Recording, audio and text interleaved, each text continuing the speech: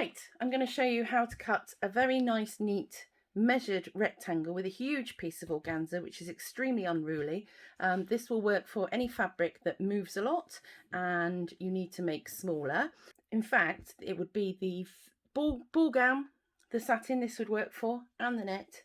So what we're going to do, this is the Woodland Fairy organza, and we're calling for 140 centimetres by 15. So the trick with this is to make something big and unruly smaller and more manageable. So I am just going to piece together the raw edges, the self edges of the two ends of organza, which is folding it in half. Already you can see it's a bit more manageable. And then I'm going to bring the folded sides up to meet the edge. It doesn't have to be too exact. And then I'm going to go again.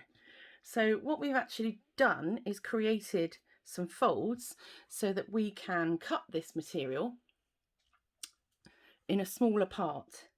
Now for this you are going to benefit from having a rotary cutter and a rule. I'm going to have to use my plastic one because I've lent mine to Sam, bless her heart, and all I'm going to do is use the grid on the mat to line up the material, keeping the pressure on the side that you want to keep, and just roller that across there. I need a new blade, I think.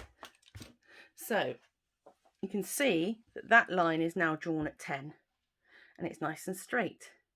So all we're going to do is pop our hand on the fabric, move the material out, and we're going to count up 5, 10, 15 centimetres, puts us on 25.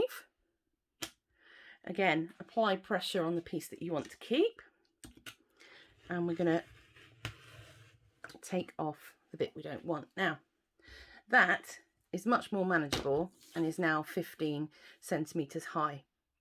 We call for 140 wide, okay, so that's the length of the piece. It goes a full way across the roll of this organza, but because we're gathering it, I wouldn't be too specific about that.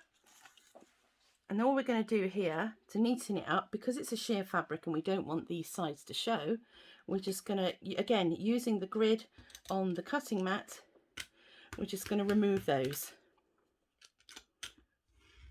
We would if I was cutting the fabric and not the ruler.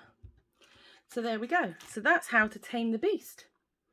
You can use this on anything that needs to be small and narrow and is sheer or unruly.